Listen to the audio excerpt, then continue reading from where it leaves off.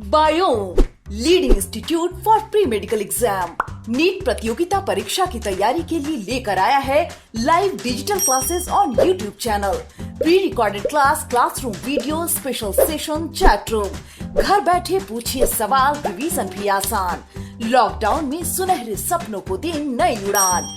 Biome Nagratoli और Hilu Prachi, admission going on. Biome leading institute for pre medical exam.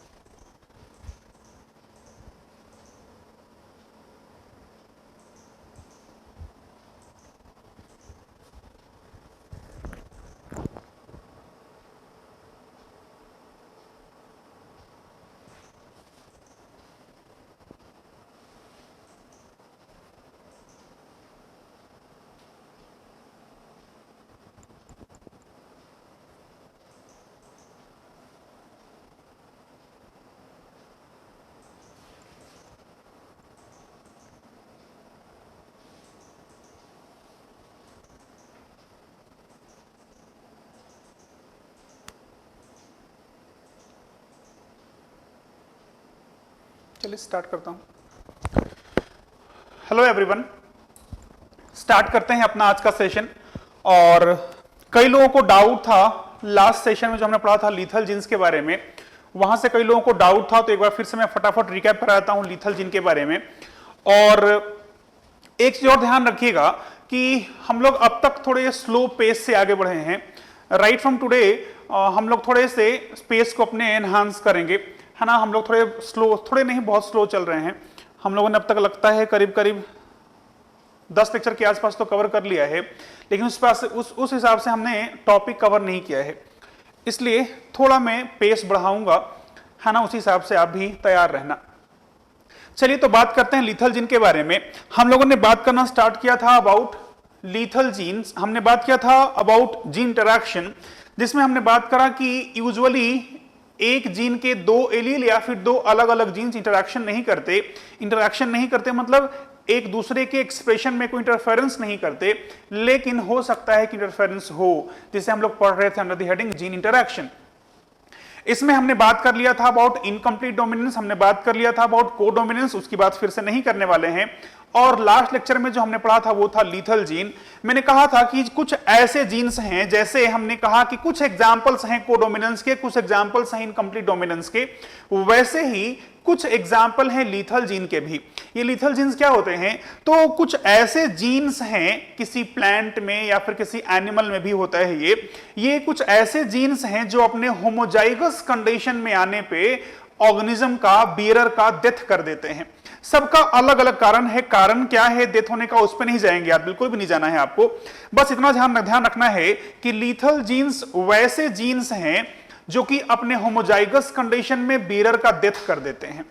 अब ये homozygous condition हो सकता है होमोजाइगस डोमिनेंट हो या फिर होमोजाइगस रिसेसिव हो, दोनों हो सकता है। जैसे हमने बात किया था कि जो कोट कलर है माइस में, हमने बात किया था कि जो कोट कलर है माइस में वो दो तरह का होता है, एक होता है येलो और एक होता है ग्रे। अनुपम कह रहा है सर आपसे क्वेश्चन पूछते तो आप नहीं बताए हैं। आपसे क्वेश्चन पूछे थे, आप नहीं बताए हैं। कौन सा क्वेश्चन पूछा था अनुपम? फटाफट लिख दो।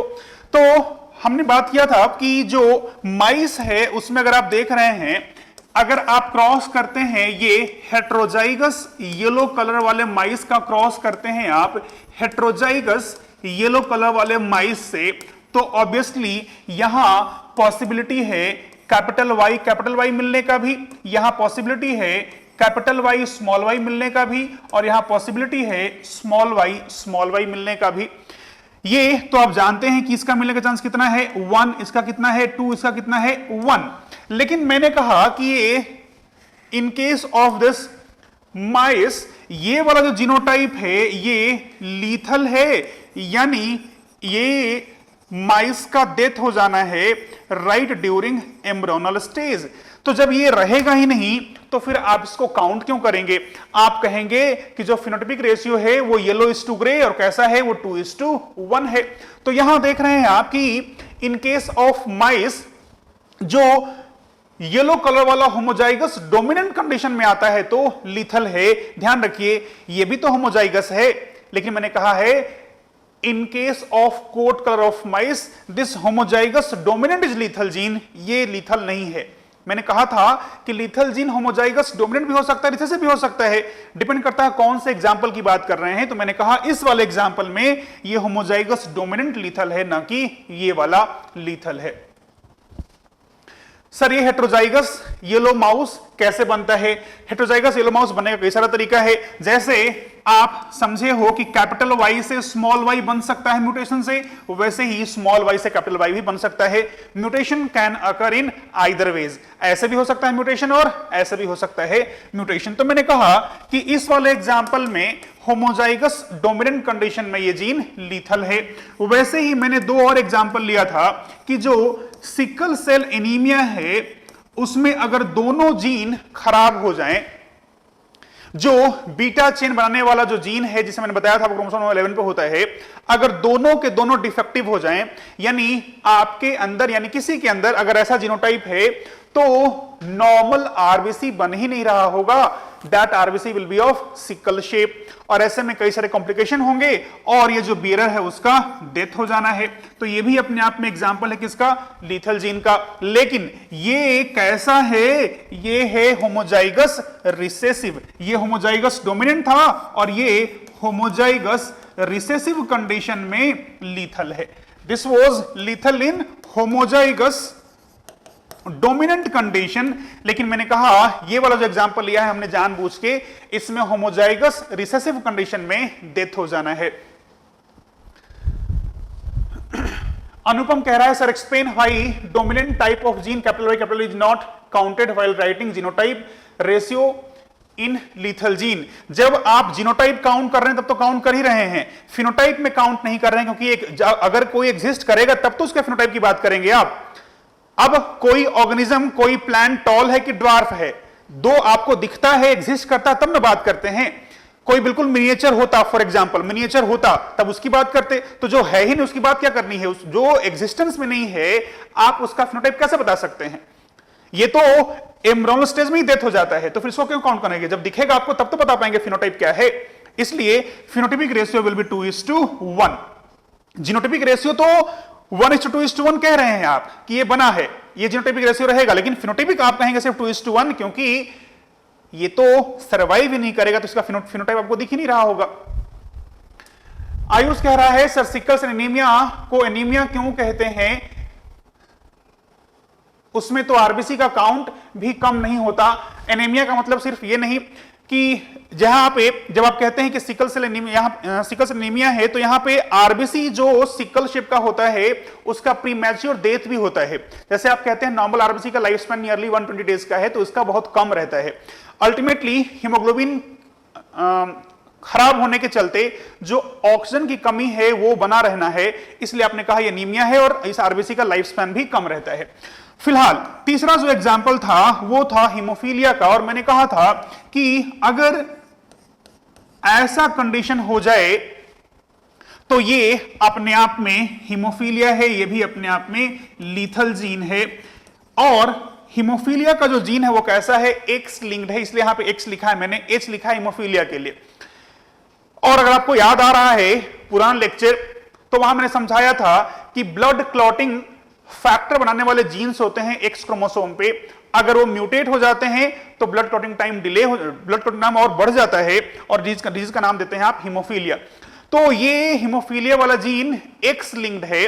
अब अगर एक्स लिंक्ड है और मैंने कहा रिसेसिव है, तो रिसेसिव तभी एक्सप्रेस करता है ना जब होमोजाइगस कंडीशन में हो। कोई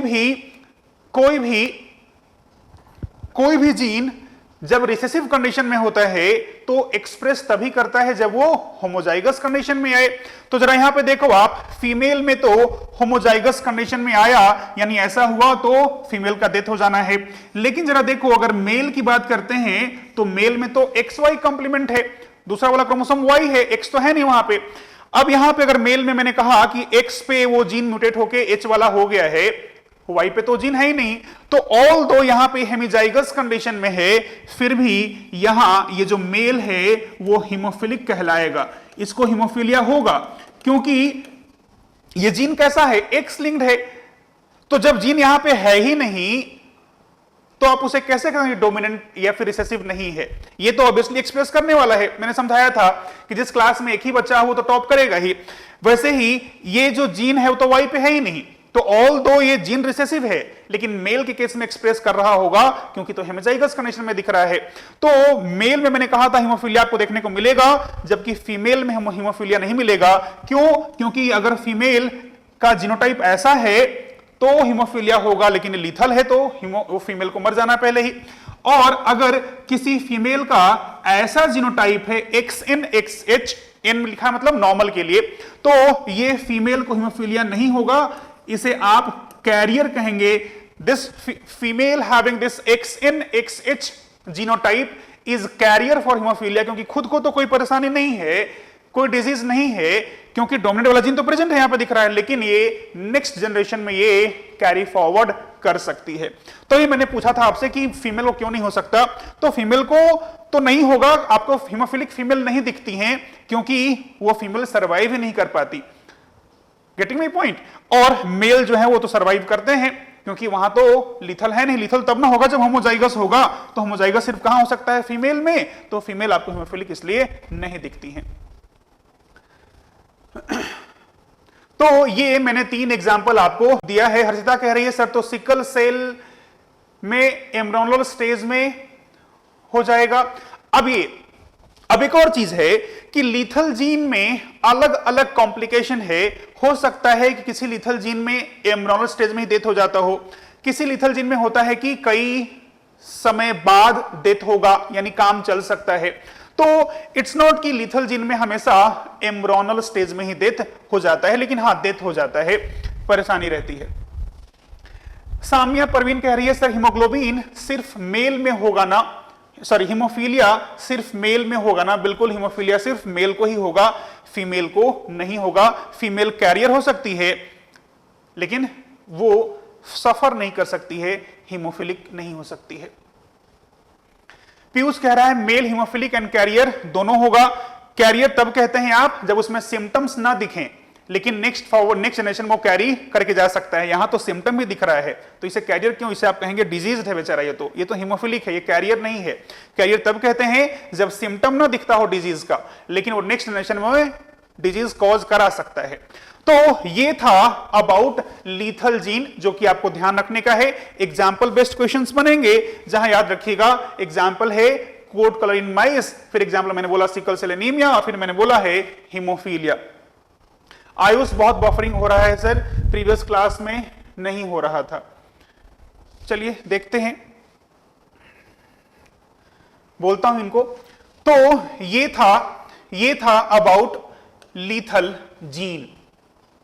अब आगे बढ़ते हैं और बात करते हैं अबाउट प्लियोट्रोपिक जीन। बफरिंग सबको हो रहा है या फिर किन्हीं बच्चों को हो रहा है सिर्फ? फलक सुल्तान कह रही है sir next generation female haemophilic हो सकती है ना? बिल्कुल हो सकती है।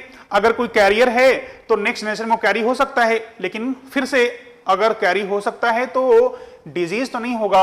अगर दोनों XH हो जाता है तो फीमेल का डेथ हो जाना है या फिर फीमेल कैरियर हो सकती है। चलिए तो फिर आगे बढ़ते हैं और बात करते हैं अबाउट प्लियोट्रोपिक जीन। अब प्लियोट्रोपिक जीन ये नया टॉपिक है, ढंग से सुनिएगा, और ढेर सारा कुछ आपको आज पढ़ने को मिलने वाला है। अब यूजुअली क्या होता है, ध्यान से सुनेंगे आप, यूजुअली क्या होता है, एक जीन एक कैरेक्टर को कंट्रोल करता है, one gene controls one character. ये नॉर्मल है, one gene controls one character. उल्टा कहूं तो एक कैरेक्टर कंट्रोल होता है एक जीन से। फिर से इंपॉर्टेंट है, इसलिए मैं बार बार फिर से कह के रिपीट कर रहा हूं। मैंने कहा usually one gene controls one character. दूसरा पॉइंट कह रहा हूं, usually one character is controlled by one gene. लेकिन कुछ एक्सेप्शन है जहां पे एक जीन एक कैरेक्टर को नहीं, ढेर सारे कैरेक्टर्स को कंट्रोल कर रहा होगा। जैसे फॉर एग्जाम्पल मान लीजिए मैंने कहा कि कोई जीन ए है। अब इसका जो प्रोडक्ट है, मान लीजिए कोई प्रोडक्ट मैंने कहा इसका प्रोडक्ट है, मैंने कहा वो पी लिख दिया मैंने, यानी प्रोटीन है कोई। दिस इज जीन ए, इसका प्रोडक्ट है ये पी, यानी प्रोटीन पी है ये। अब जरा देखिएगा, हो सकता है कि यही प्रोटीन कोई ये मेटाबॉलिज्म को कंट्रोल कर रहा हो जिससे एक्स बनता है फाइनली। हो सकता है कि कोई दूसरा भी मेटाबॉलिक पाथवे को कंट्रोल करता है जिससे कि अल्टीमेटली वाई बनता है। हो सकता है कि यही प्रोटीन कोई और मेटाबॉलिक पाथवे को भी कंट्रोल कर रहा है जिससे अल्टीमेटली जेड बनता है। यानी मैं कहना चाह रहा हूं कि तीन अलग अलग केमिकल रिएक्शंस हैं, एक में अल्टीमेटली एक्स बनता है, एक में अल्टीमेटली वाई बनता है, एक में अल्टीमेटली जेड बनता है। ये तीन केमिकल रिएक्शंस हो गए।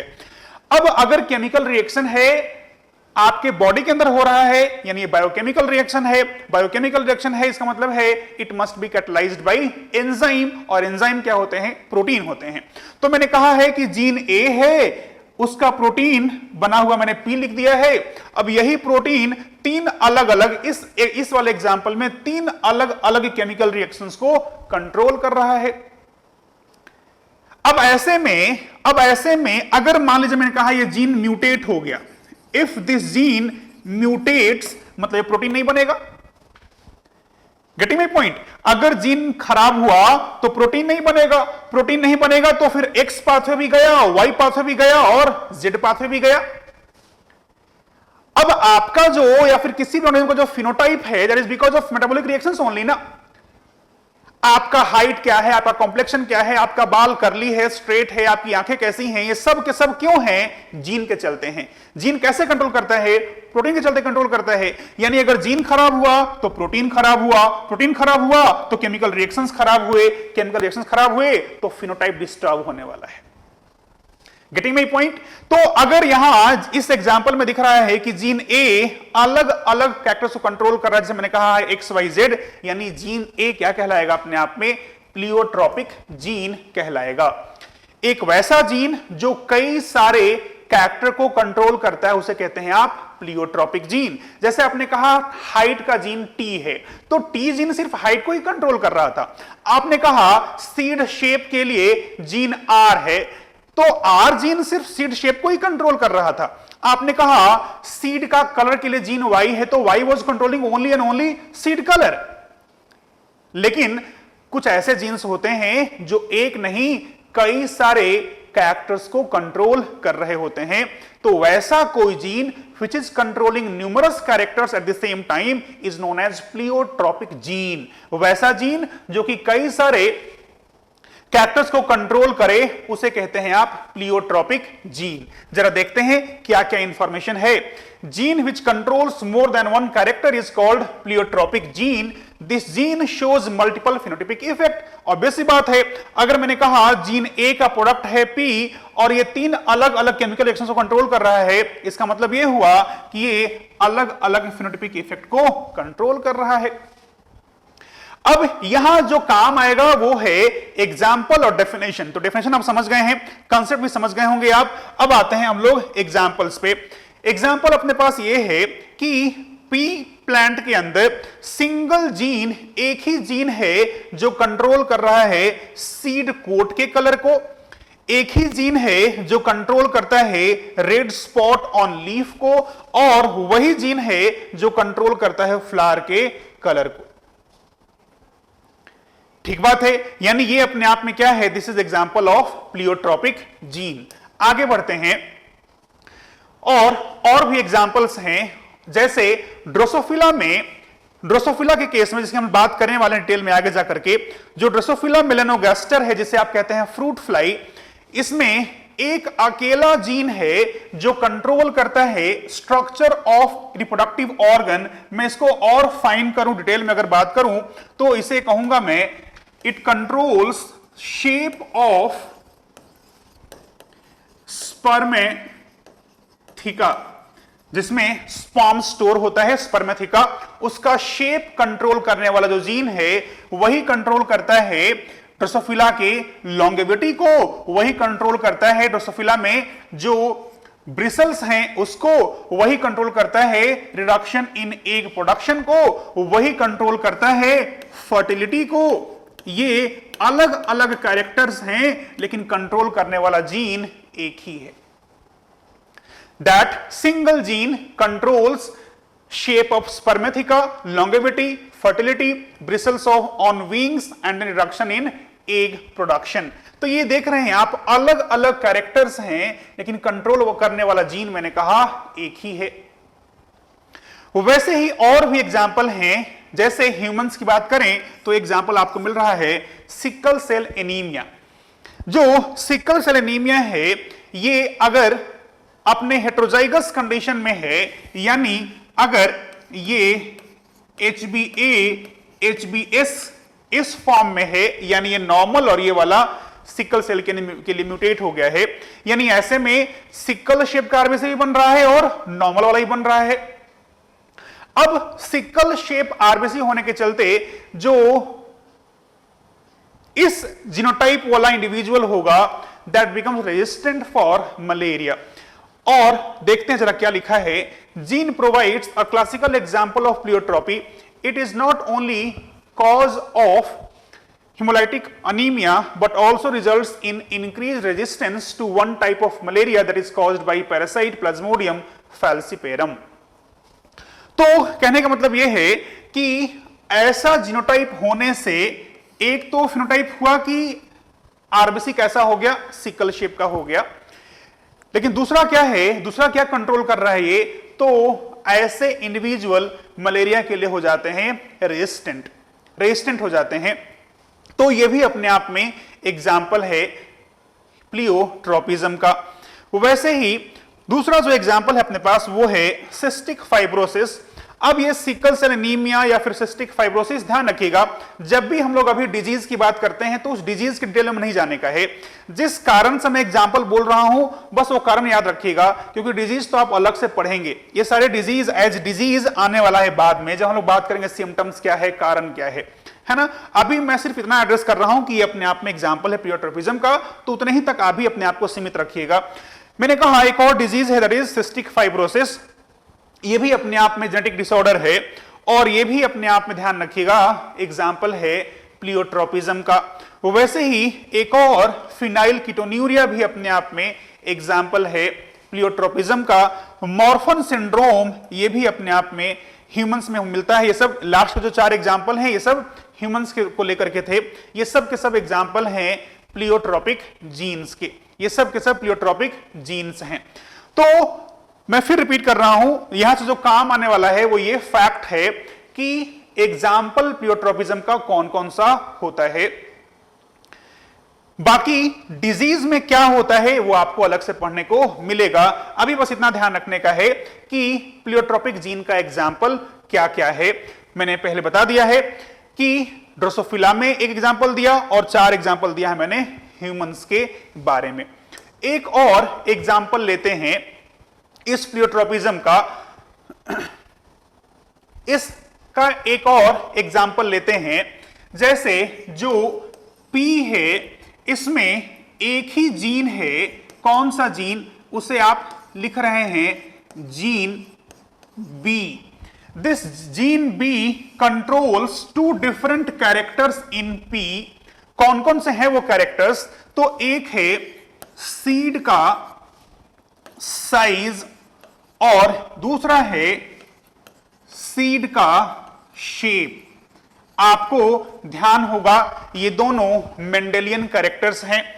जो सीड साइज है और सीड शेप है ये दोनों मेंडेलियन कैरेक्टर्स हैं। यस और नो, आपको याद है 7 मेंडेलियन कैरेक्टर्स, ये दोनों मेंडेलियन कैरेक्टर्स हैं या नहीं, जस्ट मुझे फटाफट बताइए आप। ये दोनों मेंडेलियन कैरेक्टर्स है या नहीं।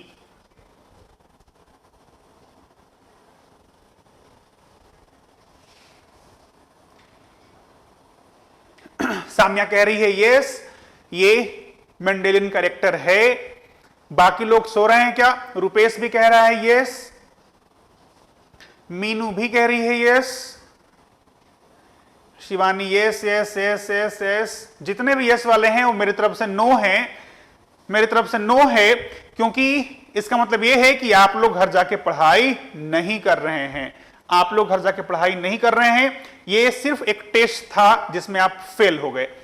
ये सीड का साइज और सीड का शेप अगर देखें तो सीड का साइज मेंडेलियन कैरेक्टर नहीं था। जो 7 आप पढ़े तो उसमें से सीड साइज कहीं नहीं पढ़ाया मैंने। आप अगर खुद से पढ़ लिए हो तो गलत पढ़े होंगे। सीड साइज तो मेंडेलियन कैरेक्टर नहीं था, है ना। अब तो आप नो बोलोगे ही, पहले सब लोगों ने यस यस कहा था, ये गलत बात है। आप घर जाके पढ़ाई नहीं कर रहे हैं इसका मतलब, है ना। अगर आप बेसिक सा मेंडेलियन कैरेक्टर ही आपको याद नहीं है, इसका मतलब सिचुएशन बिल्कुल वर्स्ट है, आप पढ़ाई पे ध्यान नहीं दे रहे हैं। सिर्फ मैं पढ़ा रहा हूं, आप लेक्चर अटेंड कर रहे हैं, उसके बाद घर जाके पढ़ाई नहीं हो रही है लगता है, ठीक है ना।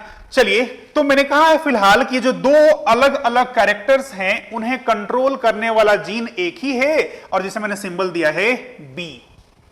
अब इंटरेस्टिंग ये है कि यही जीन बी जब यहां कंट्रोल करता है, यानी जब ये सीड साइज को कंट्रोल करता है तो दिखाता है इनकंप्लीट डोमिनेंस, और यहां जब देखते हैं तो दिखाता है कंप्लीट डोमिनेंस। जरा क्रॉस करके देखते हैं अपन।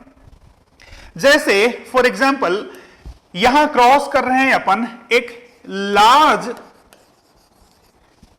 साइज वाले पाइसम सेटाइवम का स्मॉल साइज सीड वाले पाइसम सेटाइवम के साथ। ये रखा है मैंने लार्ज साइज, यानी कैपिटल बी रखा है, और ये स्मॉल बी रखा है। अब जब आप क्रॉस करोगे तो क्या मिलेगा? यहां पे ये कैपिटल बी स्मॉल बी मिलेगा, है ना।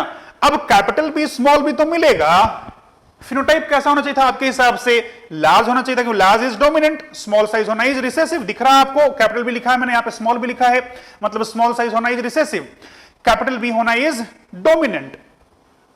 अब ये यहां कैपिटल बी स्मॉल बी होगा, ध्यान से सुनिएगा, सब मेरे भरोसे मत छोड़िए कि हाँ सर समझा देंगे, आप भी दिमाग लगाइएगा थोड़ा, आप भी अटेंटिव रहिएगा। मैंने कहा है कि ये F1 तो कैपिटल बी स्मॉल बी होगा, ये तो आप समझ ही रहे होंगे। आप ये भी समझ रहे होंगे कि फिनोटाइप क्या होगा? लार्ज होगा। जैसे आप कहे थे कैपिटल टी का क्रॉस किए स्मॉल टी के साथ, तो F1 क्या मिला? कैपिटल टी का स्मॉल टी, और फिनोटाइप क्या था? जो डोमिनेंट था उसके साथ था ना। लेकिन यहां पे ऐसा नहीं है। इसका साइज कैसा है? तो मैं लिख रहा हूं इंटरमीडिएट साइज है इसका। और जैसे ही मैंने कहा कि ये इंटरमीडिएट साइज है, मतलब ये इनकम्प्लीट डोमिनेंस है कि को डोमिनेंस है आपके हिसाब से? तो ये को dominance, sorry, this is incomplete dominance. ये कैसा डोमिनेंस है?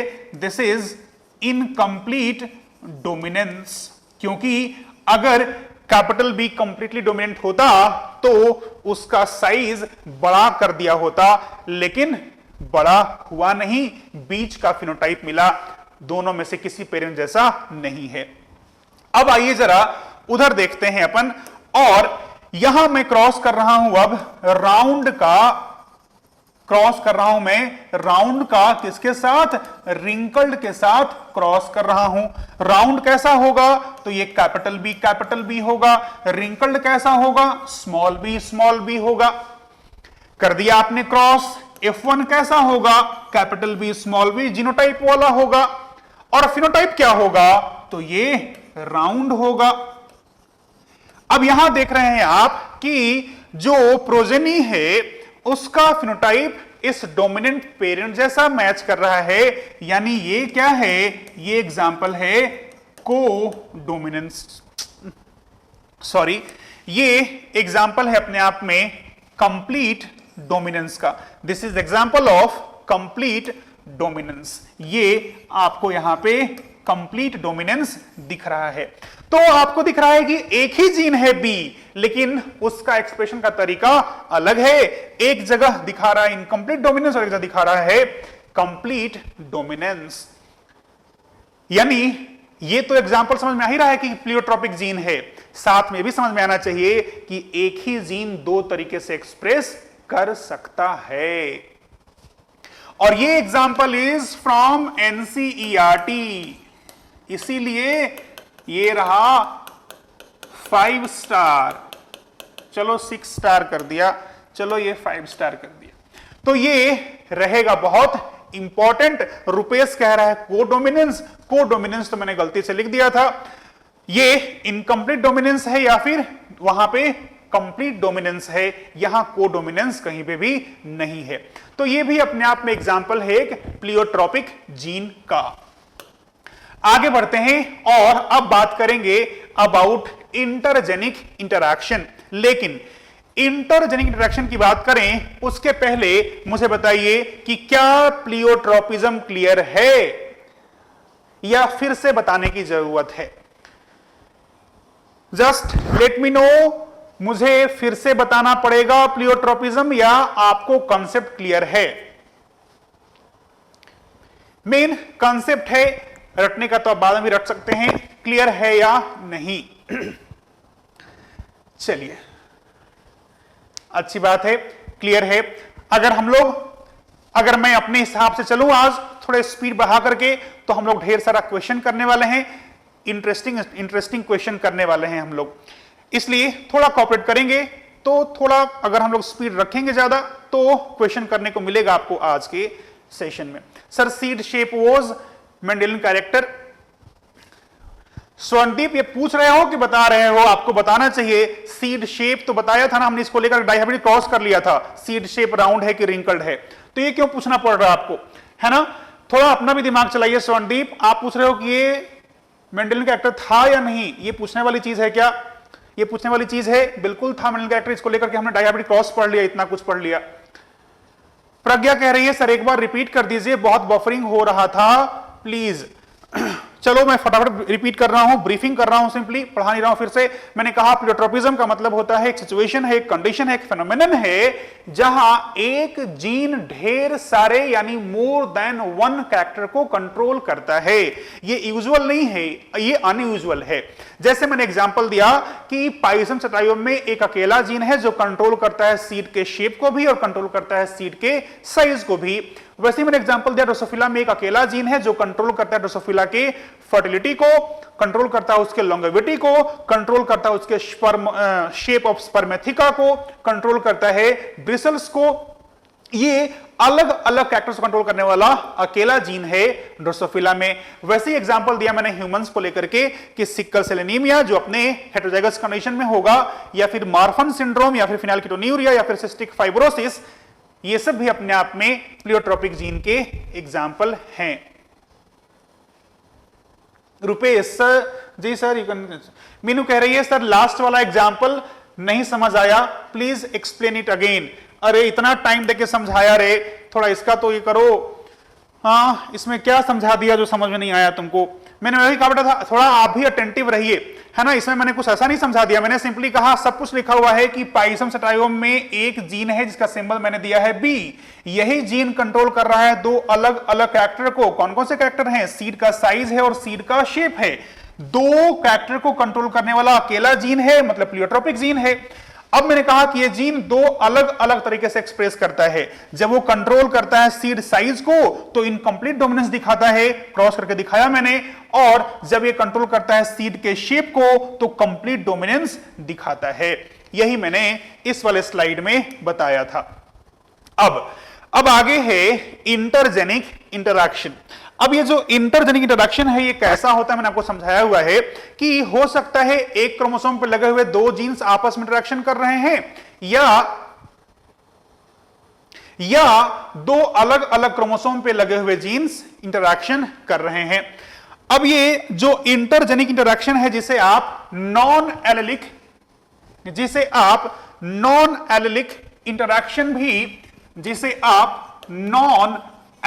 इंटरैक्शन भी कहते हैं, इसके ढेर सारे एग्जाम्पल्स हैं और उन सारे एग्जाम्पल्स को मैंने इस स्लाइड में रखा हुआ है। सारे एग्जाम्पल, हालांकि एनसीईआरटी के हिसाब से आपको एक भी एग्जाम्पल नहीं पढ़ना है, लेकिन हम लोग कुछ एग्जाम्पल के साथ पढ़ेंगे। मैंने कहा कुछ एग्जाम्पल के साथ पढ़ेंगे और उसमें एग्जाम्पल हम लोग पढ़ेंगे अबाउट दिस वन, इसका क्रॉस करेंगे, इसका क्रॉस करेंगे, इसका क्रॉस करेंगे और इसका भी क्रॉस दिखा दूंगा। बाकी जो है उनका हम लोग क्रॉस नहीं करेंगे, लेकिन आई विल से कि इन सबका जो फिनोटिपिक रेशियो है, जो मैंने यहां पर एक साथ लिख दिया है, वो आज के बाद बिल्कुल फिंगर टिप्स पे होने चाहिए। आज के बाद अगर सोते हुए जगह के मैं पूछ लूं आपसे, बताओ क्या होता है क्रॉस, क्या होता है फिनोटिपिक रेशियो डुप्लीकेट जीन में, तो फटाफट आपको बोलना चाहिए सर 50-50 होता है। ठीक है ना, इतना इंपॉर्टेंट रेशियो है। हालांकि एनसीईआरटी में नहीं है, बट स्टिल आपके लिए है बहुत इंपॉर्टेंट। ठीक है ना, इसलिए आप इस स्लाइड को जिसमें रेशियो दिया हुआ है, इसको बहुत इंपॉर्टेंट समझते हुए इस रेशियो को तो याद रखिएगा ही रखिएगा। अर्पित कह रहा है सर प्लियोट्रोपिक जीन क्या म्यूटेशन है? बिल्कुल म्यूटेशन नहीं है, ये कोई म्यूटेशन नहीं है, कोई म्यूटेशन ये नहीं है। तो ये स्लाइड में कुछ समझाने ऐसा नहीं है, क्योंकि हम लोग जो आगे पढ़ने वाले हैं उसी का एक तरह से एक समरी है जो आपको ध्यान रखना चाहिए। आगे आते हैं और बात करते हैं एक एक करके कुछ जीन डायरेक्शन के बारे में, और पहला है इसमें कॉम्प्लीमेंट्री जीन। अब इसका एग्जाम्पल क्या है जरा समझिएगा। जो लेथाइरस ओडोरेटस है, मेरी बात ध्यान से सुनेंगे, स्लाइड पे जो लिखा है उस पर ध्यान मत दीजिएगा, जो मैं लिखूंगा उस पर ध्यान दीजिएगा। अभी मैंने कहा कि जो लेथाइरस ओडोरेटस है, जो क्या है, स्वीट पी, जो कि क्या है, एक ऑर्नामेंटल प्लांट, कौन सा फैमिली का, फेबेसी फैमिली का। तो इस लेथाइरस ओडोरेटस में आपको दो अलग अलग कलर के फ्लावर्स मिलते हैं। एक मिलता है पर्पल और एक मिलता है व्हाइट, जिसे आप कलरलेस भी कहते हैं। मैंने कहा एक मिलता है पर्पल और एक मिलता है कलरलेस, जिसे आप व्हाइट कहते हैं। अब सिचुएशन कैसा है, तो मान लीजिए मैंने कहा कि एक कोई मॉलिक्यूल है जिसे मैंने कह दिया प्रिकर्सर। ये जो प्रिकर्सर मॉलिक्यूल है, it converts into A and then A converts into B. B क्या है मेरे एग्जांपल में, बी इज एंथोसाइनिन। एंथोसाइनिन पढ़े होंगे तब जब पढ़े होंगे सैप वैक्यूल के बारे में। Anthocyanin is water soluble pigment present in sap vacuole of plant cell and is responsible for giving color to petals। तो मैंने कहा कि वो एंथोसाइनिन कैसे बनता है, तो एक मॉलिक्यूल है, मैंने यहां पे लिख दिया है ए से बनता है, और ए किससे बनता है, मैंने कह दिया एक मॉलिक्यूल है।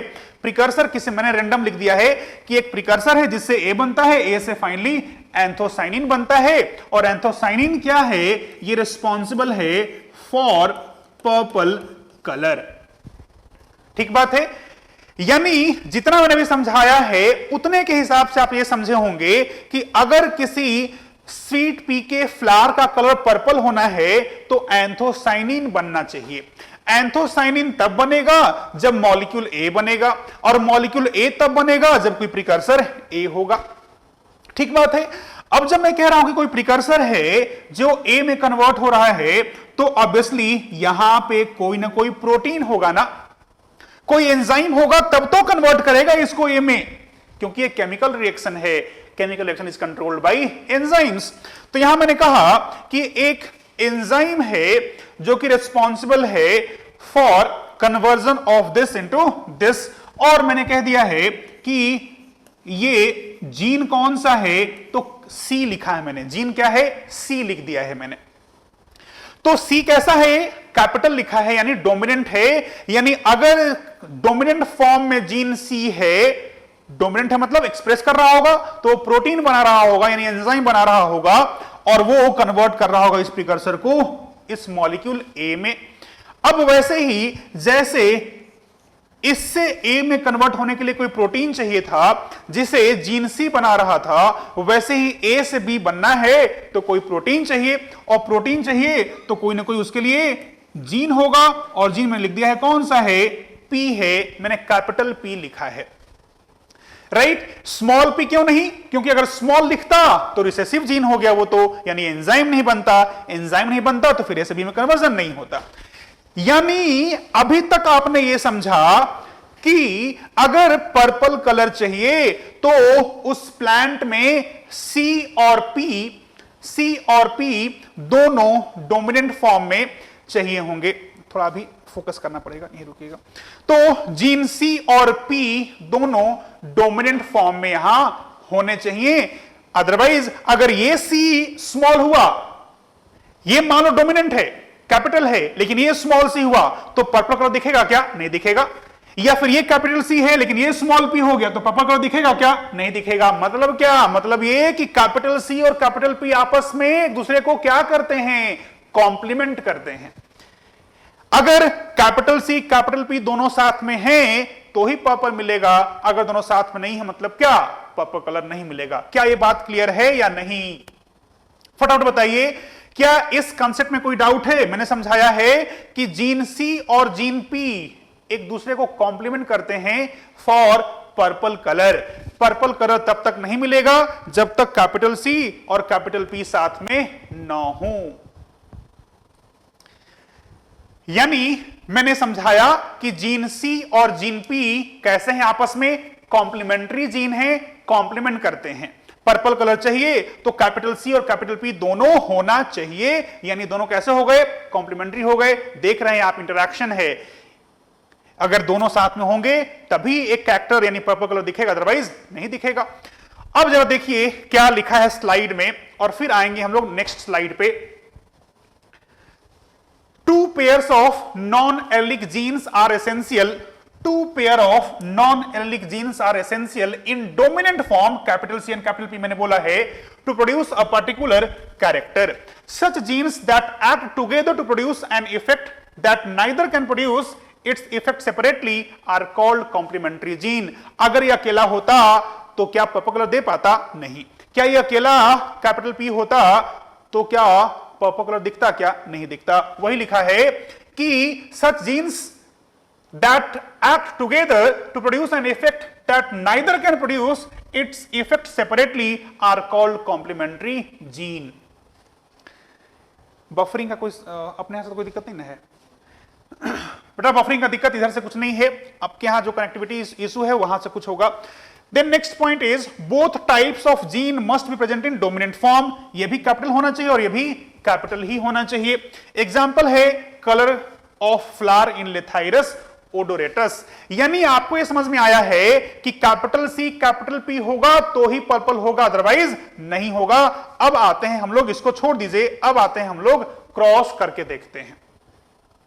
क्रॉस करके जरा देखते हैं, क्रॉस करके देखते हैं। और क्रॉस क्या किया है मैंने, तो क्रॉस किया है कैपिटल सी, क्रॉस कर रहा हूं मैं कैपिटल सी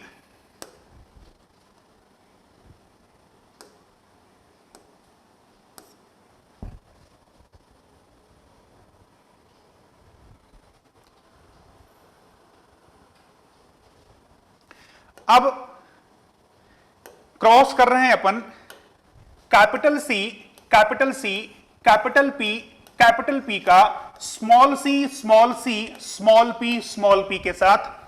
अब अगर ये कैपिटल सी कैपिटल पी दोनों आ गए हैं तो ये कैसा होगा कलर, पर्पल होगा, ऐसा ही है ना। अब यहां पे देखो दोनों के दोनों सी और पी भी कैसे हैं, स्मॉल हैं, यानी कैसा होगा कलर, व्हाइट होगा। ये हुआ अपना पेरेंटल जनरेशन। अब आइए इसका F1 कैसा होगा, तो ऑब्वियसली F1 कैसा होगा, capital C small c capital P small P.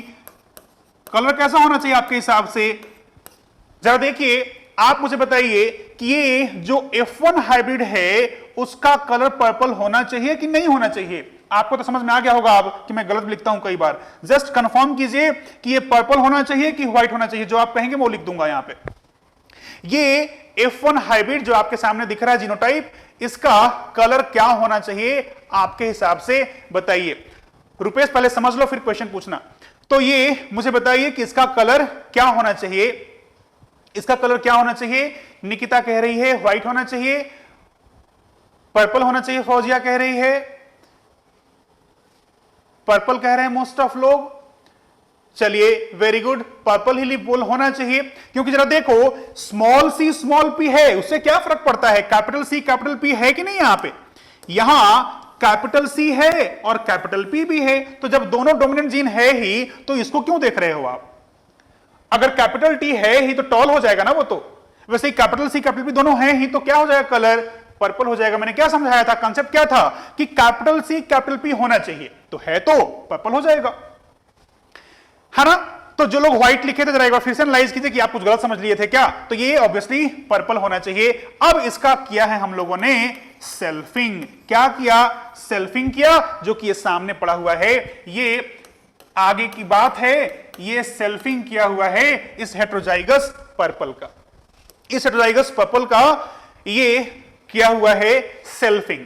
तो सेल्फिंग आप, मैं भी समझा रहा हूं, घर पे आप करना। डाई हाइब्रिड क्रॉस मैंने समझा दिया है, एग्जैक्टली सेम चीज है। जब इसका बनाएंगे अपन जीनोटाइप, यानी इसको बनाएंगे गैमेट, तो capital C capital P, capital C capital P, capital C small p, capital C small p, then small c capital P, small c small p होगा, ये जानते हैं आप बना चुके हैं पहले। Capital R capital Y, capital R small y, small r capital Y, small r small y, पुरानी बात है आपके लिए, है ना। This is just very simple for you. अब ये मेल का हुआ और ये फीमेल का हुआ। अब जरा इस पनेट स्क्वायर को हम लोग एनालाइज करते हैं। जरा यहां पे देखो, ये जो लिखा है कि ये कलर्ड है, कलर मतलब क्या है, पर्पल लिखा है, कलर्ड मतलब, तो ये पर्पल क्यों है, क्योंकि देखो आप यहां पे कैपिटल सी भी है और कैपिटल पी भी है। रैंडमली किसी को भी देख लेते हैं, जरा यहां पे देख लो आप, यहां देखो तो कैपिटल सी है ही नहीं, कैपिटल पी है, लेकिन कैपिटल पी रख के क्या करेगा, आप समझे हैं, कैपिटल सी कैपिटल पी होंगे तभी कलरफुल यानी पर्पल होगा। जरा यहां पे देखो, यहां देखो आप, कैपिटल सी भी है कैपिटल पी भी है, कोई सा भी लेके लेते हैं रैंडम अपन, यहां देखो आप कैपिटल सी भी है और कैपिटल पी भी है, यानी यहां आप देखेंगे तो रेशियो जो मिलेगा आपको, फिनोटाइपिक रेशियो, वो है 9 कलर्ड। जरा देखते हैं कितने कलर्ड हैं, ये एक कलर्ड है, 2 3 4 5 6 7 8 और ये रहा 9 कैसे हैं, कलर्ड हैं, और जो भी कलर्ड रहा होगा आप खुद जज करो कि वहां कैपिटल सी कैपिटल पी तो है ही, ये कलर्ड है तो कैपिटल सी है कैपिटल पी है, ये कलर्ड है तो कैपिटल सी है कैपिटल पी भी है। तो पर्पल तभी होगा जब कैपिटल सी कैपिटल पी दोनों होगा, और अगर दोनों हो गए रिसेसिव तो होना चाहिए व्हाइट। ये दिख रहा है आपको रेशियो, जो मैंने समझाया था आपको पहले वाले स्लाइड में, दिख रहा है कि यहां कॉम्प्लीमेंट्री जीन का F2 जनरेशन में जो फिनोटाइपिक रेशियो है वो चेंज हुआ है, 9:3:3:1 मॉडिफाई हो गया है किसमें, 9:7 में। यानी जो 3:3:1 था उसका एक ही असर दिख रहा है, एक ही एक्सप्रेशन दिख रहा है यहां पे, और वो 7 में 7 है नंबर वाइज यहां पे। तो इस तरीके से आपने समझा है कॉम्प्लीमेंट्री जीन को। आप जरा फटाफट टाइम लीजिए, 2 मिनट का मैं टाइम दे रहा हूं आपको, इसको जरा एनालाइज कीजिए कि क्यों पर्पल हुआ, क्यों कलरलेस हुआ। मैं सिर्फ इसको एनालाइज करने के लिए आपको टाइम दे रहा हूं, सिर्फ इसको एनालाइज कीजिए। कुछ डाउट है कि पर्पल कैसे हो जा रहा है, व्हाइट कैसे हो जा रहा है, तो मुझे बताइए, अदरवाइज ये तो मैंने समझा दिया है अपनी तरफ से। तो ये था कॉम्प्लीमेंट्री जीन, जहां सी और पी एक दूसरे को कर रहे थे कॉम्प्लीमेंट।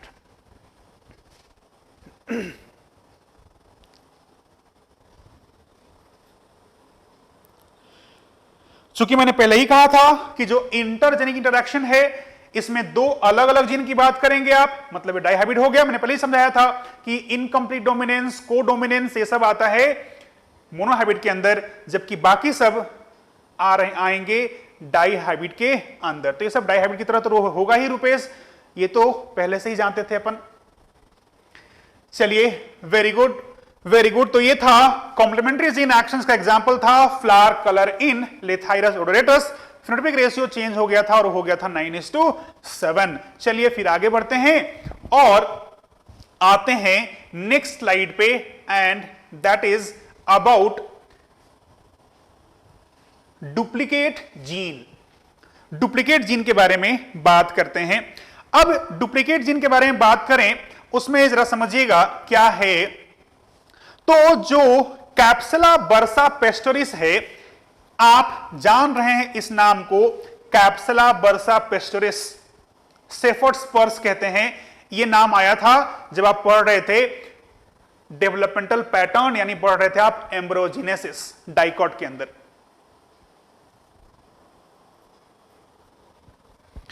अब ये डुप्लीकेट जीन क्या है जरा समझिएगा। ये जो कैप्सुला है, इसका फ्रूट देखेंगे आप तो दो अलग अलग शेप का फ्रूट होता है। एक होता है ट्रायंगुलर और एक होता है लट्टू की तरह या फिर ओवल लिखा हुआ आपको मिल सकता है। एक मैंने कहा ट्रायंगुलर है और दूसरा लिखा है फॉर एलोंगेटेड शेप, या फिर लिखा मिलेगा आपको टॉप शेप्ड लट्टू की तरह, या फिर लिखा मिलेगा आपको ओवेट यानी ओवल, सब एक ही चीज है। तो ये दो अलग अलग तरह के आपको दिखते हैं फिनोटाइप। अब यहां दो जीन है टी और डी, ये दो जीन एक दूसरे के कैसे हैं, डुप्लीकेट हैं। यानी अगर कैपिटल टी होगा तो भी ट्रायंगुलर हो जाएगा और कैपिटल डी होगा तो भी कैसा हो जाएगा, ट्रायंगुलर हो जाएगा। एक बार जरा इसको रीड करते हैं, फिर वापस समझाना शुरू करता हूं मैं। Two pair of non allelic gene is required for a character. If any one of the gene is dominant then this character is expressed. Capital T और कैपिटल टी दोनों में से कोई भी अगर एक होगा तो ट्रायंगुलर शेप आपको देखने को मिल जाएगा। वही लिखा है कि if any one of the gene, any one किसका, जिसे सिंबल दे रहे हैं हम लोग टी और डी, इन दोनों में से कोई भी अगर डोमिनेंट फॉर्म में रहा तो शेप कैसा हो जाना है, ट्रायंगुलर हो जाना है। ट्रायंगुलर होना इज डुप्लीकेट, ट्रायंगुलर होना इज डोमिनेंट और टॉप शेप का होना इज रिसेसिव। ये डोमिनेंट है और ये कैरेक्टर कैसा है, दिस इज रिसेसिव।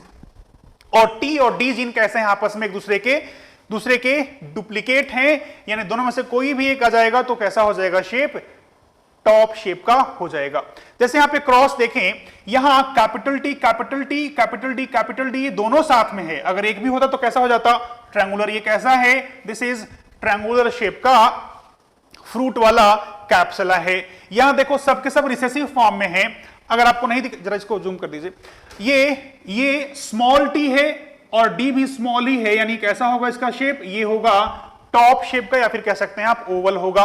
आप क्रॉस कर दिए तो F1 मिला, कैपिटल टी यहां से आया होगा, कैपिटल डी यहां से आया और स्मॉल डी यहां से आया, तो ये कैसा दिखेगा, ये भी दिखेगा आपको ट्रायंगुलर शेप का ही।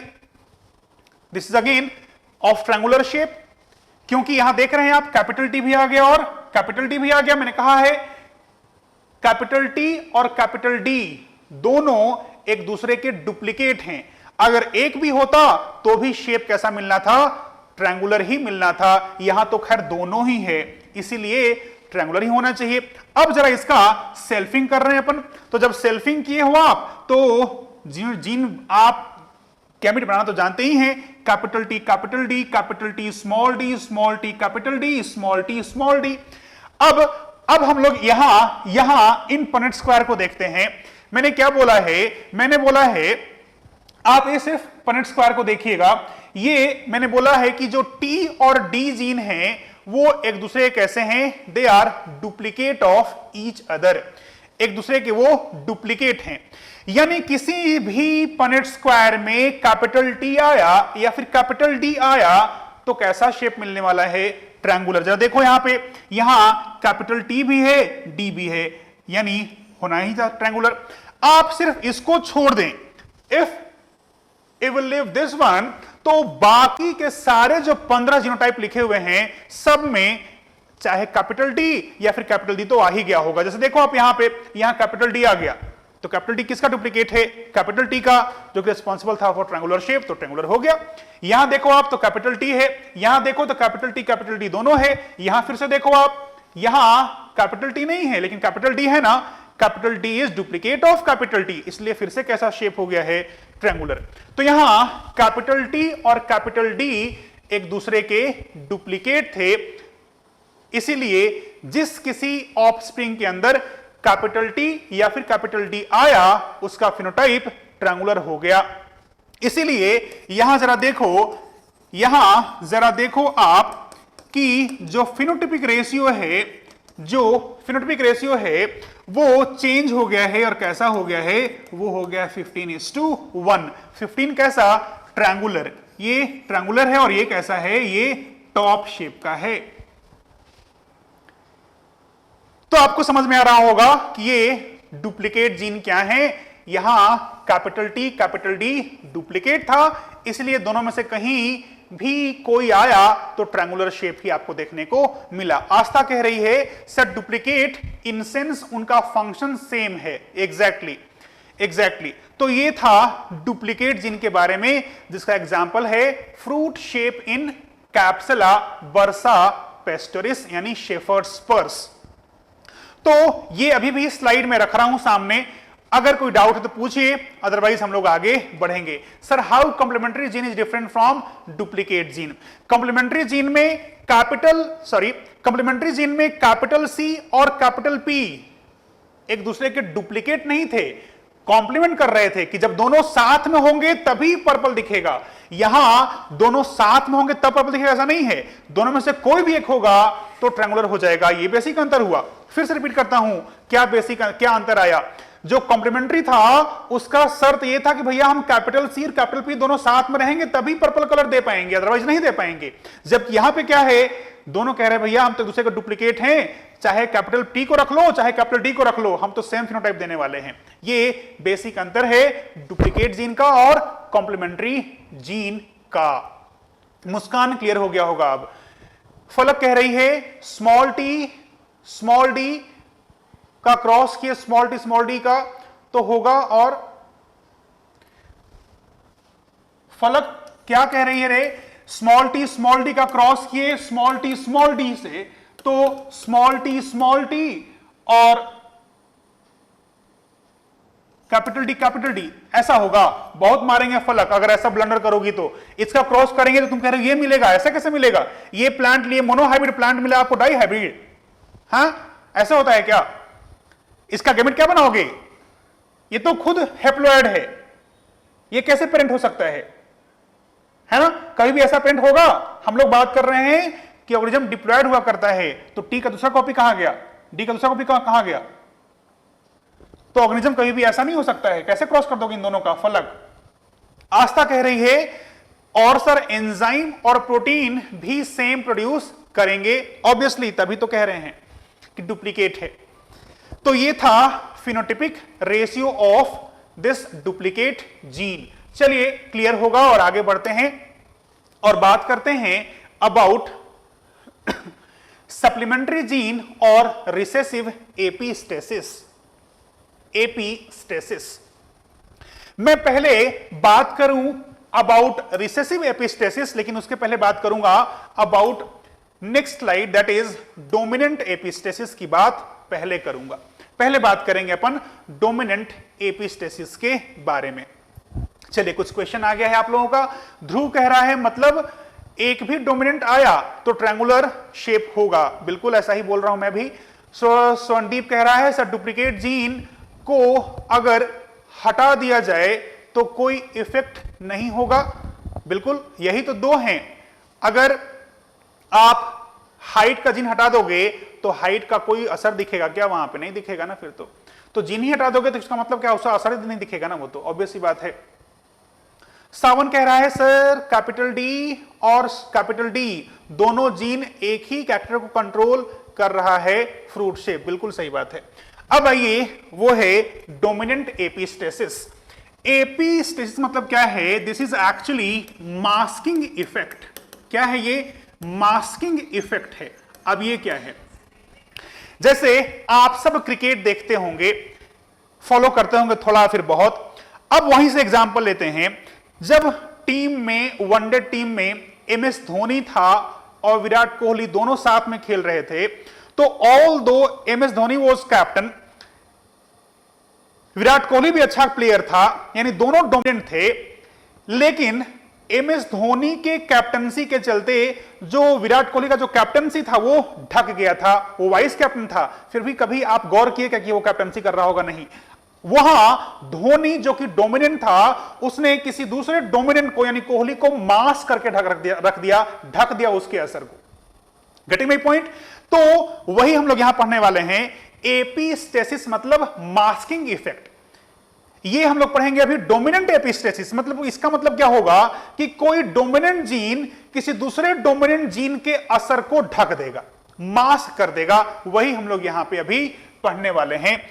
एपिस्टेसिस मतलब क्या है? Masking effect. इसमें एक होता है मास्कर और एक होता है मास्की।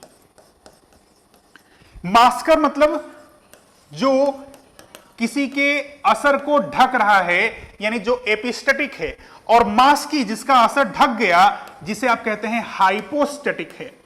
यानी मेरे वाले एग्जाम्पल में जो हो सकता है आपको वियर्ड लगा हो, एमएस धोनी क्या था? मास्कर, और विराट कोहली क्या था? मास्की। धोनी क्या था? एपिस्टेटिक, किसके ऊपर? कोहली के ऊपर, जो कि है वहां पे हाइपोस्टेटिक। क्या आपको थोड़ा थोड़ा भी समझ में आया है कि आखिर क्या बोलना चाह रहा हूं मैं? मास्किंग इफेक्ट मतलब किसी के असर को ढक देना ही मास्किंग इफेक्ट है। अब यहां मैं बात करने वाला हूं अबाउट डोमिनेंट एपिस्टेसिस, यानी जरा समझते हैं क्या है ये, क्योंकि एक आएगा अभी रिसेसिव एपिस्टेसिस। तो पहले जरा इसके बारे में बात कर लेते हैं। One dominant gene mask the effect of another dominant gene. जैसे आप पढ़े थे डाई हाइब्रिड क्रॉस आर और वाई जीन, तो क्या आपने वहां पे ऐसा देखा क्या कि कैपिटल आर आ गया यानी राउंड हो गया तो येलो नहीं होगा? वो नहीं ना, दोनों के असर अलग अलग थे। R was not interfering with expression of Y. लेकिन यहां पे क्या कह रहा हूं मैं? यहां कह रहा हूं कि एक डोमिनेंट जीन होगा जो दूसरे डोमिनेंट जीन के असर को ढक देगा। यही तो एक्सेप्शन है, यही तो इंटरैक्शन है जिसकी बात हम लोग अभी करने वाले हैं। ठीक बात है। एग्जाम्पल क्या है? तो एग्जाम्पल है fruit colour of summer squash. जो समर स्क्वैश है उसके अंदर जो फ्रूट कलर है वो देखोगे आप, तो फ्रूट कलर जो है वो एक्चुअली 3 कलर का मिलना है। यहां मिलता है आपको व्हाइट, यहां मिलता है आपको येलो कलर के फ्रूट्स, और मिलते हैं आपको ग्रीन कलर के फ्रूट्स।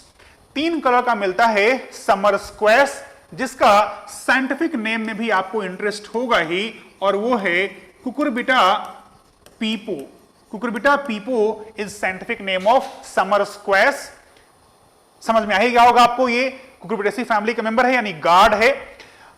और इसमें 3 तरह के फ्रूट्स आपको देखने को मिलते हैं। व्हाइट देखने को मिलता है, येलो देखने को मिलता है, और ग्रीन देखने को आपको मिलता है। ये 3 अलग अलग कलर के फ्रूट्स आते हैं समर स्क्वैश के अंदर।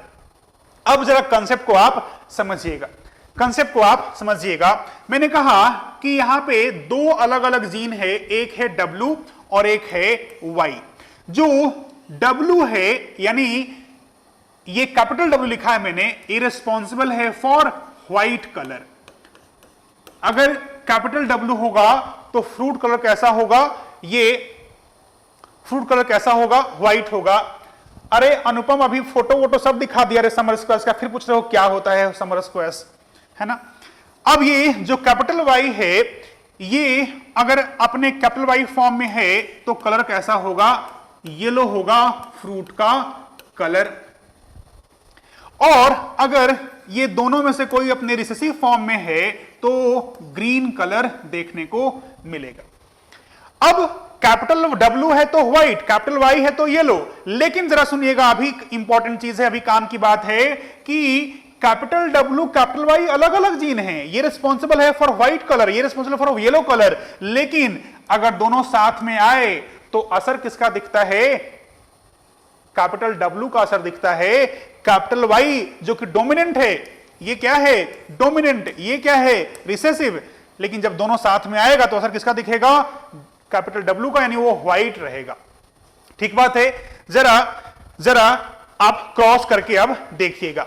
अब अपना क्रॉस है कि मैंने किया है व्हाइट का क्रॉस किया है ग्रीन के साथ। जरा देखो आप यहां पे कैपिटल W कैपिटल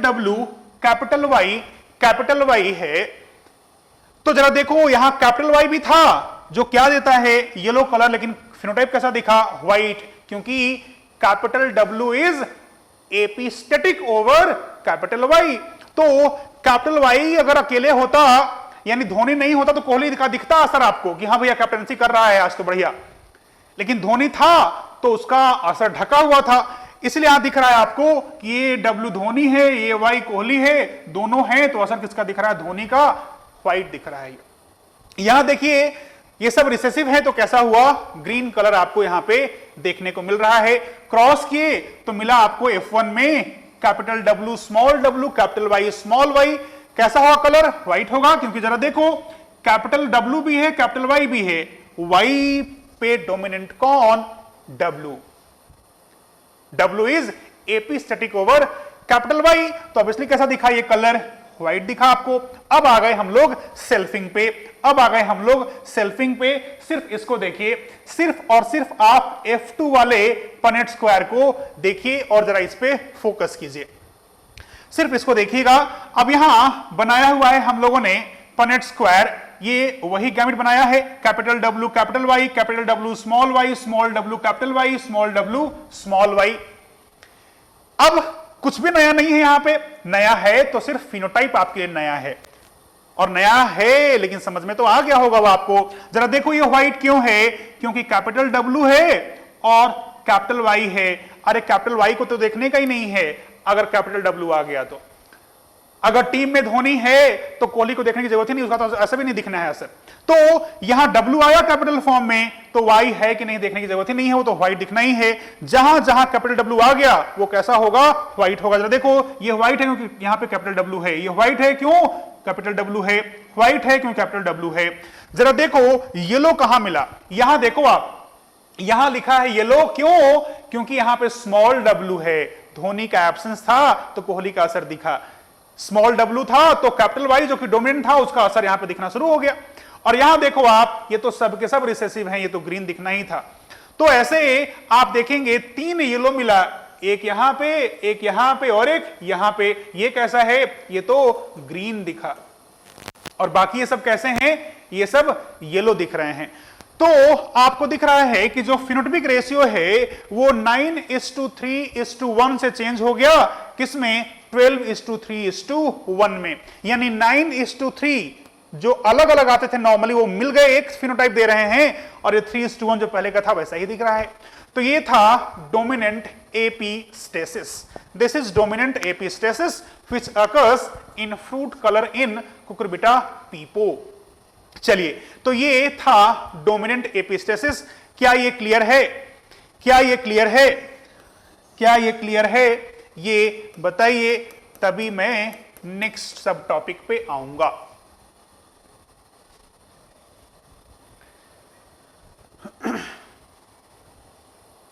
क्लियर है बेटा कि फिर से कुछ बताने का है?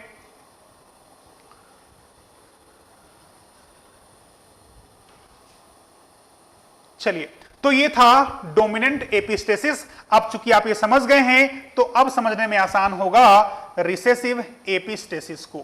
अब हम लोग समझेंगे रिसेसिव एपिस्टेसिस। अब ये जो रिसेसिव एपिस्टेसिस है ये कहां देखने को मिलता है? ये इसका एग्जाम्पल है अपने पास कोट कलर इन माइस। फिर से आया है कोट कलर इन माइस। अब इसमें क्या होता है, जैसे यहां मैंने कहा एक क्रोमोसोम है, यहां मैंने कहा इसका होमोलोग है, समझेंगे अच्छे से। यहां एक जीन है, here is a gene that is capital A, यहां मैंने कहा स्मॉल ए है, यहां कैपिटल सी है, यहां मैंने कहा स्मॉल सी है। यानी इस वाले एग्जाम्पल में हम लोग बात करेंगे about interaction between A and C gene. Muskan का क्वेश्चन है, sir capital W small w capital Y small y में व्हाइट दिख रहा है ड्यू टू डोमिनेंट एपिस्टेसिस, लेकिन capital W small w capital Y में ग्रीन क्यों दिखेगा? कैपिटल W स्मॉल w, अरे मुस्कान क्या टाइप कर रही है? खुद पढ़ एक बार, खुद पढ़ो क्या लिखना चाह रही हो। Small w small w small y में ग्रीन क्यों दिखेगा? क्योंकि वहां ना कैपिटल W है जो व्हाइट देता और ना कैपिटल Y है जो येलो देता। मैंने पहले ही बताया था कि capital W capital Y dominant हैं, small w small y recessive हैं जो कि ग्रीन कलर देते हैं। इसलिए स्मॉल w स्मॉल y हुआ तो डोमिनेंट जीन के ना होने के चलते रिसेसिव असर दिखा, दैट इज ग्रीन कलर आपको देखने को वहां पे मिला था। आइए अब यहां पे, अब यहां 2 जीन है A और C, जो ए है ये वाइल्ड टाइप का दिख रहा है, यानी डोमिनेंट दिख रहा होगा आपको, और रिस्पॉन्सिबल है फॉर ए गॉटी कलर। अब ये कैसा कलर है? तो आपके घर में जो ब्राउन कलर का लेब्राडोर है, जर्मन शेफर्ड है, वहां कभी आप गौर करेंगे तो आपको ब्राउन कलर का दिख रहा है, लेकिन कभी आप एक बाल को जरा ऑब्जर्व करेंगे, फाइन करके देखेंगे कि नीचे वाले साइड में येलो है, थोड़ा उसी बाल को और ऊपर में देखेंगे तो वो ग्रेस है, और ऊपर देखेंगे तो वो ब्लैक शेड का है। तो जो आप कोट कलर, फर कलर देखते हैं डॉग्स का, जिसमें आपको लगता है थोड़ा सा सिल्वर टाइप का है, ब्राउनिश टच दिखता है एक साथ, तो उसमें आप एक बाल को देखेंगे जरा फाइन करके तो आपको दिखेगा नीचे में येलो है, फिर थोड़ा ऊपर जाएंगे तो ग्रेस है, और ऊपर जाएंगे तो आपको ब्लैक दिखेगा। उसे कहते हैं एगॉटी कलर। क्या कहते हैं? एगॉटी कलर कहते हैं। और जो कैपिटल सी है रिस्पॉन्सिबल है फॉर ब्लैक कलर। ये कौन सा कलर देता है? प्योर ब्लैक देता है। और जो स्मॉल सी है ये रिस्पॉन्सिबल है फॉर अल्बिनिज्म, यानी कोई कलर, यानी कोई पिगमेंट का सिंथेसिस नहीं हो पाता है और अल्बिनो होते हैं वैसे माइस। अब जरा समझिएगा अच्छे से, मैं फिर से रिपीट कर रहा हूं, और जो काम की बात है वहां पे मैं फिर स्ट्रेस दूंगा। मैंने कहा यहां दो जीन जिसकी बात कर रहे हैं अपन, वो है जीन ए और जीन सी। जीन ए जो वाइल्ड टाइप का है वो रिस्पॉन्सिबल है फॉर एगॉटिक कलर, डोमिनेंट दिख रहा है आपको। कैपिटल सी डोमिनेंट है, वो responsible for black colour. Small C responsible है फॉर एल्बिनो।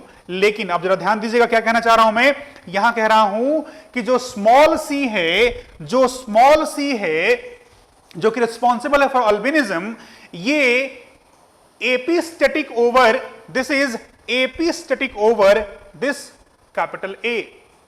समझिएगा फिर से, मैं कह रहा हूं कि इस कंडीशन, जो मैंने कंडीशन दिया है, इस कंडीशन में और इसको फाइन करूं तो capital A is dominant over capital C, यानी कैपिटल सी होगा तो भी कलर कैसा दिखेगा? एगॉटी दिखेगा, और वहां पे कैपिटल ए है तो। Although capital A, capital C are responsible for agouti and black color, both are dominant, लेकिन इसके प्रेजेंस में, A के प्रेजेंस में C का असर नहीं दिखेगा। साथ में मैं ये कह रहा हूं कि जो स्मॉल सी है, अगर ये अपने होमोजाइगस कंडीशन में आया, किसी भी ऑर्गेनिज्म का अपन जीनोटाइप लिखेंगे considering this A and C gene, तो सी का दो आएगा ना एलील, चाहे कैपिटल सी हो, या फिर स्मॉल सी हो, या फिर कैपिटल सी स्मॉल सी हो, दोनों जीन तो आएंगे ना साथ में सी वाले। तो अब मैं कह रहा हूं कि अगर स्मॉल सी साथ में आ गया कहीं पे, तो ये एपिस्टेटिक है। This is epistatic over all. All मतलब क्या? कैपिटल ए मैंने कहा था डोमिनेंट है, कैपिटल सी होगा तो भी ए का ही असर दिखेगा, लेकिन जब स्मॉल सी होगा अपने होमोजाइगस कंडीशन में, तो कैपिटल ए के असर को भी मास्क कर देगा। यही है रिसेसिव एपिस्टेसिस। ये अपने रिसेसिव कंडीशन में भी कैपिटल ए के असर को मास्क कर देगा, ढक देगा। फिर से, क्यों है इसका नाम रिसेसिव एपिस्टेसिस? क्योंकि स्मॉल सी अपने होमोजाइगस रिसेसिव कंडीशन में डोमिनेंट के असर को भी, यानी ए के असर को भी मास्क कर देगा, तो उसके असर को मास्क कर देगा। स्वरनदीप, कोई बात नहीं बेटा, जर्मन शेफर्ड नहीं है तो चूहा पकड़ के देखना, चूहे में दिखेगा। तो ये कंडीशन समझ में आ गया है क्या? क्यों मैंने बोला रिसेसिव एपिस्टेसिस? मैंने कहा अगर स्मॉल सी आया, ये तो रिसेसिव है, तो अपने स्मॉल सी वाले कंडीशन में ये डोमिनेंट को भी मास्क कर देगा, कैपिटल ए को भी मास्क कर देगा। Getting my point? जरा क्रॉस करके हम लोग देखते हैं कि आखिर क्या कहना चाह रहा हूं। जरा देखिएगा, हम लोग क्रॉस कर रहे हैं कैपिटल सी स्मॉल ए। जरा देखो यहां पे, ये कैपिटल सी है और स्मॉल ए है। मैंने कहा था कि कैपिटल ए इज, यानी कैपिटल ए अगर रहा तो सी का असर नहीं दिखे, लेकिन यहां पे क्या है? स्मॉल ए है, यानी कैसा कलर दिखा? जो कैपिटल सी का कलर था, यानी ब्लैक दिख रहा है।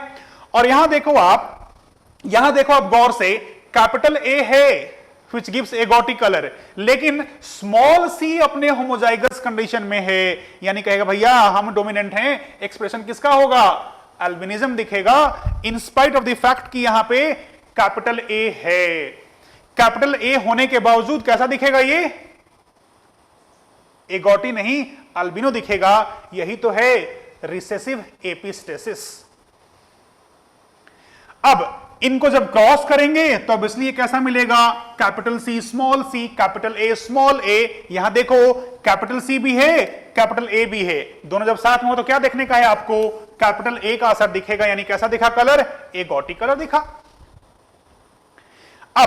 अब जरा इस पे फोकस कीजिए। अब जरा आप सिर्फ F2 को देखिए, सेम डाई हाइब्रिड क्रॉस किया हुआ है, capital C, capital A, capital C, small c, capital A, small a. जब आप क्रॉस कर रहे हैं तो पॉइंट स्क्वायर को देखें, ये एगोटी दिख रहा है, क्यों, कैपिटल ए आ गया। तो कैपिटल ए क्या करता है, कैपिटल सी को ही मास्क कर देता है, यानी एगोटी दिखा। अब जरा देखो ब्लैक कब दिखेगा, यहां देखो लिखा है कि ये ब्लैक कलर है, क्यों ब्लैक है भैया, तो यहां कैपिटल ए नहीं था तो असर दिखना शुरू हो गया कैपिटल सी का, ये ब्लैक हुआ। तो जहां कहीं कैपिटल ए नहीं होगा, कैपिटल सी होगा, तो ब्लैक कलर। जरा देखो ये ब्लैक था, या फिर और ब्लैक कहां दिख रहा है, यहां देखो कैपिटल सी है, स्मॉल ए है, लेकिन इसलिए कैपिटल सी का असर दिखा। एक और होना चाहिए ब्लैक, और वो ये रहा। यहां भी देखो आप, कैपिटल सी है लेकिन स्मॉल ए है। और जरा इनको देखो, स्मॉल सी था, यहां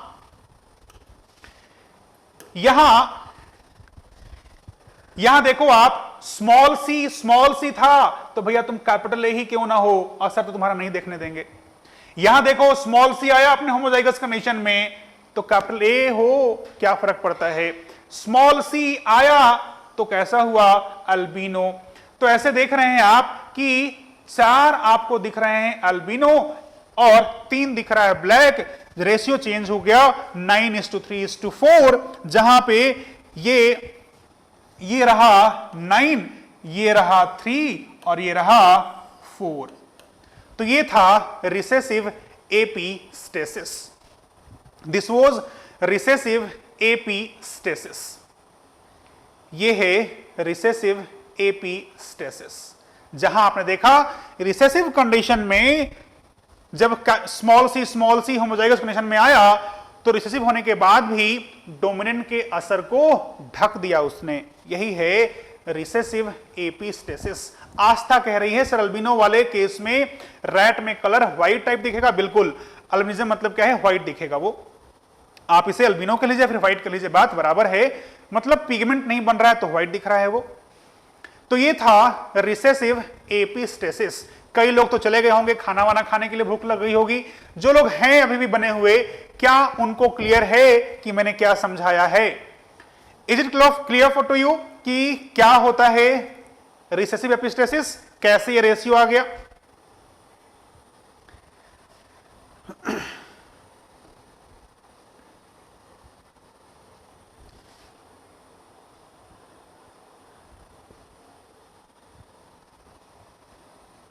चलिए क्लियर है, समझ में आ गया है आपको कि क्या होता है रिसेसिव एपिस्टेसिस।